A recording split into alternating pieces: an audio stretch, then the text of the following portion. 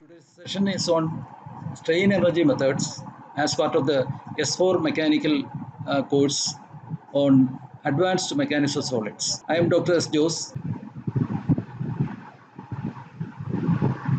We can see how the strain energy due to normal stress can be developed. So this is a basic expression for elastic strain energy density, and this expression we already have seen, and within the proportional limit this expression comes from the Hooke's law. So using this we can write the strain energy density is half of sigma x square by E.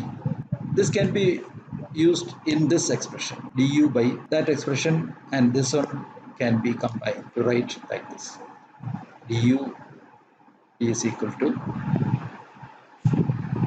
s into dv, and it can be integrated to obtain the total elastic strain energy. It is on elemental strain energy on the elemental volume, and here we can put sigma is equal to p by a, and dv is equal to a into dx. A is area of cross section, and this is a length. Now the expression can be modified as p square L by 2ae. U, strain energy, elastic strain energy is equal to p square L by 2ae. You may be familiar with this expression, PL by AE. You have studied this in MOS. PL by AE is a deflection. Now the energy is given as P square L by 2AE, and that is by 2 is there. So we can write U is equal to half of P into delta. It is the same expression which we have seen earlier. Half of P into X, half of P into L. Like that we have written the expressions. Now it is half of P into delta, the deflection. And the same expression which we have seen, we have studied in MOS. The same thing which we are using here. So, strain energy is represented as half of applied normal stress, normal force into deflection. It is in the case of normal stress when a load is applied along the axial direction. Now we can take up an example, a problem.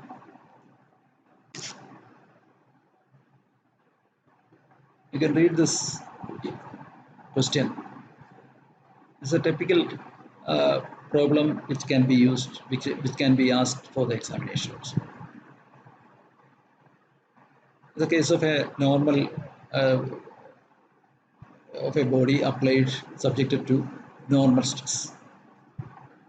So here the cross-sectional area is given as 600 millimeter square and a length of 2 meters. If the stress at the elastic limit is 170 Newton per millimeter square, what will be its proof resilience? Proof resilience, you can take it as resilience. Determine also the maximum value of an applied load which can be suddenly applied without exceeding the elastic limit. Calculate the value of the gradually applied load which will produce the same extension as that produced by suddenly applied load that is determined earlier. So we are considering two cases: gradually applied load and suddenly applied load. And first of all, we will be considering proof resilience. Proof resilience, it is nothing but strain energy density. So here what is given is area of cross section, length of bar, volume of bar can be calculated, stress at elastic limit is given, modulus of velocity is assumed. And using this we can determine the resilience. Proof resilience, sigma square by 2E into the volume, and that you can determine, and that is one part of the question. And if the suddenly applied load is P1, P is the value of suddenly applied load and P1 the gradually applied load. For a suddenly applied load, we know sigma is equal to 2P by A. Suddenly applied load. Throughout the loading, the load is applied all of a sudden. Then we will consider it as 2P. And if you consider it like this, we can determine P from the values of sigma and A which are available. A is sigma is given as 170 and cross sectional area is given as 600. Using that, we can say 51 is the suddenly applied load. And if this suddenly applied load produces a stress of sigma equal to 170, it produces an extension or a strain of epsilon x, and we want the same extension or same strain to happen when the gradually applied load is given. When you are giving a gradually applied load, the conventional expression for stress can be utilized. When gradually applied load, sigma is equal to P1 by A or P by A, the value of stress which is applied. Normally, the stress is applied gradually. Is the load deformation curve. Gradually, the load increases up to the maximum of P1.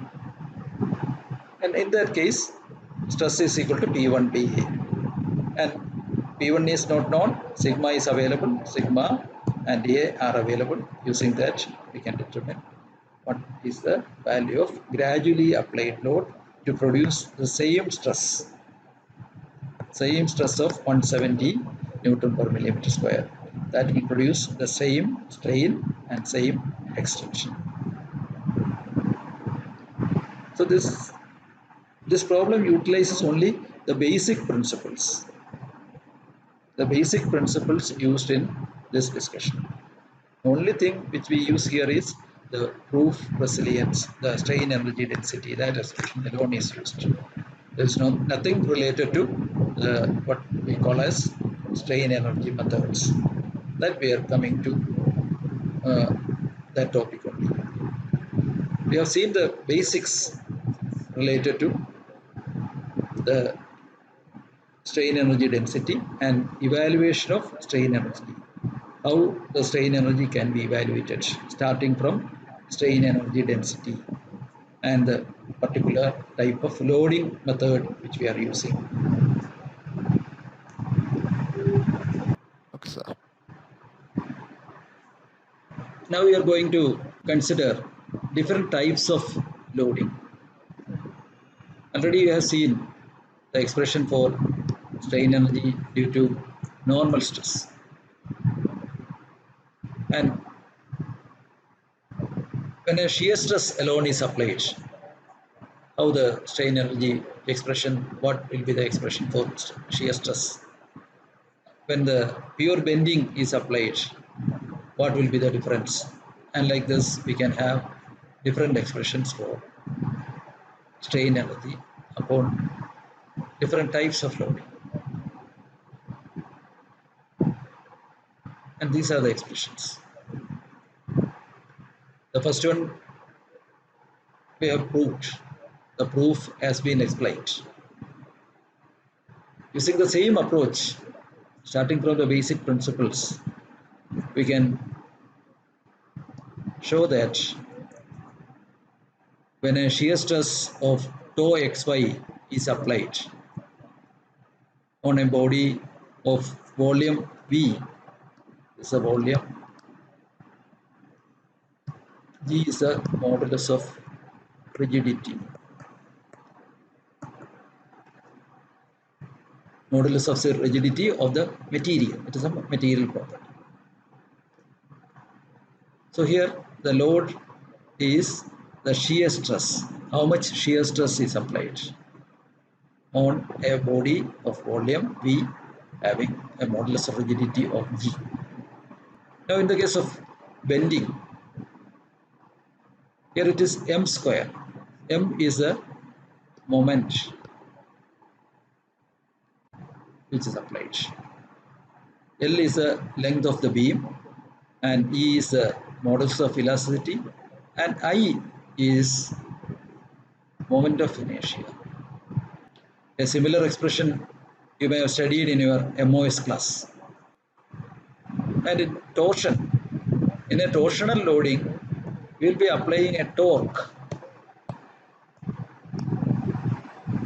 A torque is applied to twist, to produce a twist in a body, in the loaded body. And here, this L is representing the length of the bar, and the G is a modulus of rigidity, and J is a polar moment of inertia. Using these expressions, we can solve problems using the strain energy method. And now we are going to see how this strain energy approach can be used in solving problems. Deflection under a single load. It is only determination of deflection using strain energy methods under a single load. Here a load of P is applied, and due to that a deflection of Y is being produced. And this can be evaluated by this expression. A strain energy is equal to half of P into Y. And this is a case of a bending moment. A moment is applied onto the body, and the beam undergoes deflection, and that deflection is evaluated by the angle or the twist which is obtained, and this is evaluated, considered as a deflection in this case, where moment is a applied load. There we can represent the strain energy using this expression. Now the third case is a case of torsion. A torque is applied onto this circular bar. Once a torque is applied, the bar which is fixed at one end undergoes a twist of phi.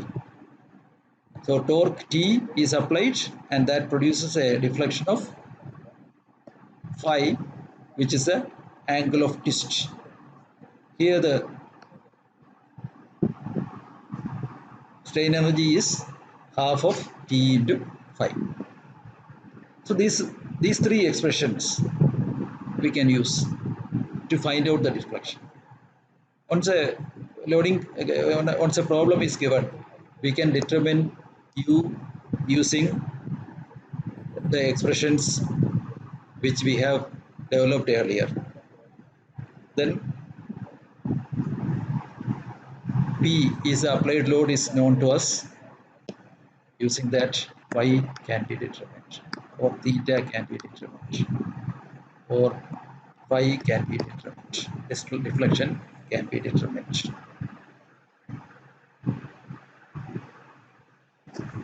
So the procedure is like this.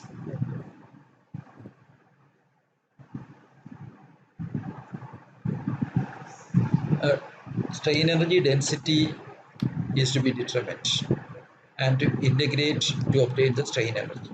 Or if you are having a standard formula available to us, we can directly use to determine strain energy directly. And this can be used only for single loads. The method is also called as work energy method. Most important one, this approach, work energy method, cannot be used for members subjected to several loads. Only a single load is applied. In that case, we can use the work energy method. So with this, I am winding up this video. The remaining portions are included in the next video. The contents of this video are taken from this textbook, which is available from Flipkart. Thank you.